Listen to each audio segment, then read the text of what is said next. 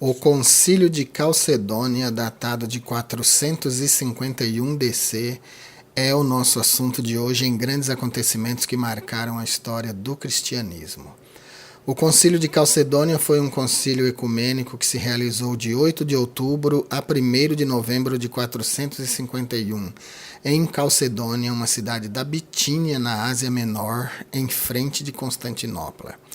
Foi o quarto dos primeiros 7 concílios ecumênicos da história do cristianismo, onde foi repudiada a doutrina de Eutiques, relativa ao monofisismo, e declarada a dualidade humano-divina de Jesus, a segunda pessoa da Trindade.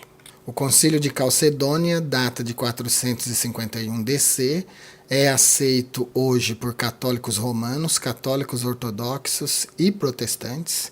O concílio anterior a esse foi o concílio de Éfeso e o concílio seguinte a esse foi o concílio de Constantinopla, convocado pelo imperador Marciano e presidido pelo bispo Pascânio.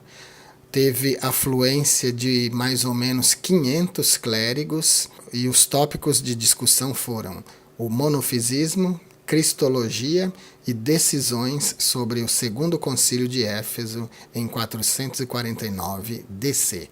Esse concílio gerou o Credo de Calcedônia e mais 28 cânones. Esse é o nosso assunto de hoje, mas antes de nós entrarmos nesse assunto, eu queria pedir a você que se inscrevesse no nosso canal, se você ainda não é inscrito. Compartilhe também o nosso canal com seus amigos, compartilhe nas suas redes sociais. Se você não tem costume de acompanhar canais do YouTube, acione o sininho que todas as vezes que nós publicarmos um estudo aqui, o YouTube vai avisar você. E se você gostar do nosso vídeo de hoje, deixe um like para nos ajudar na divulgação do canal. Embora o Concílio de Nicéia tenha proclamado que Jesus era plenamente Deus, a Igreja ainda precisava compreender sua natureza humana. De que maneira o humano e o divino se interrelacionavam no Filho de Deus?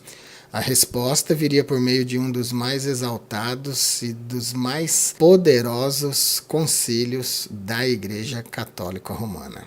Conforme a Igreja crescia, as principais cidades do Império recebiam influência teológica através do seu clero. A combinação de política e teologia resultava numa mistura poderosa e perigosa. Alexandria e Roma geralmente ficavam no mesmo lado das questões, enquanto se opunha a Antioquia e Constantinopla.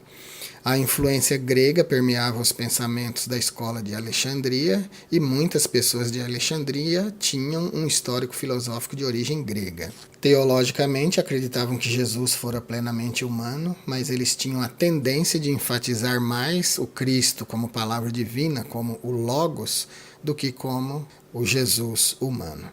Quando essa questão era levada ao extremo, existia a tendência de obscurecer a humanidade de Jesus a favor da sua divindade.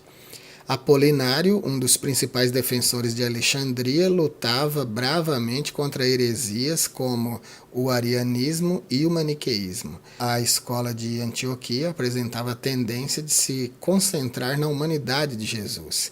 E embora Jesus fosse divino, eles ainda afirmavam que sua humanidade fora completa e normal. Eutíquio, chefe de um mosteiro próximo a Constantinopla, ensinava uma ideia que passou a ser chamada monofisismo, do grego mono, que significa um, e physis, que significa natureza. Esse ponto de vista sustentava que a natureza humana de Cristo estava perdida dentro da natureza divina, dentro da divindade. O patriarca Flaviano de Constantinopla condenou Eutíquio por heresia, mas o patriarca Dióscoro de Alexandria apoiou Eutíquio. A pedido de Dióscoro, Teodósio convocou outro concílio que se reuniu em Éfeso em 449. Esse concílio proclamou que Eutíquio não era herege, mas muitas igrejas consideraram esse concílio como inválido. O Papa Leão I rotulou esse concílio, esse encontro, como sínodo de ladrões, e atualmente ele não é considerado um concílio ecumênico válido. O Papa Leão I pediu ao imperador que convocasse outro concílio de modo que a igreja como um todo fosse representada. Esse concílio aconteceu na cidade de Calcedônia, próxima de Constantinopla, no ano 451 DC, atraindo cerca de 400 bispos, um número superior ao de qualquer outro concílio já realizado até aqueles dias. Dióscoro sempre foi uma figura um tanto sinistra e controversa. Agora, nesse concílio, ele foi excomungado da igreja como resultado das suas ações no chamado Sínodo de Ladrões. Durante o concílio de Calcedônia foi lida uma afirmação sobre a natureza de Cristo, chamada Tomo, de autoria do Papa Leão I. Os bispos incorporaram seu ensinamento à declaração de fé que foi chamada de Definição de Fé de Calcedônia. Nessa definição de fé, Cristo reconhecidamente tem duas naturezas, sem confusão, sem mudança, sem divisão e sem separação. A propriedade característica de cada natureza é preservada e se reúne para formar uma pessoa, a pessoa do Salvador. Essa concepção condenava as ideias de Apolinário e Eutíquio, além das posições atribuídas também a Nestório. Calcedônia foi o primeiro concílio no qual o Papa exerceu papel importante.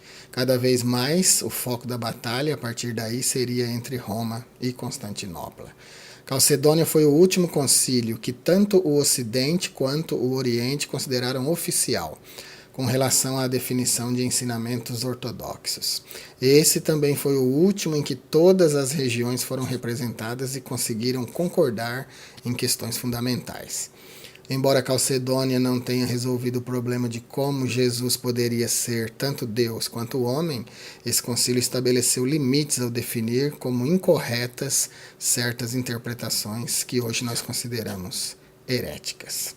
É isso por hoje. Se você gostou do assunto, continue investigando, continue estudando sobre o Concílio de Calcedônia. É um concílio muito importante, que trata de assuntos muito importantes e vai valer a pena também você pesquisar cada nome que foi citado aqui, Apolinário, Eutíquio, Nestório e etc.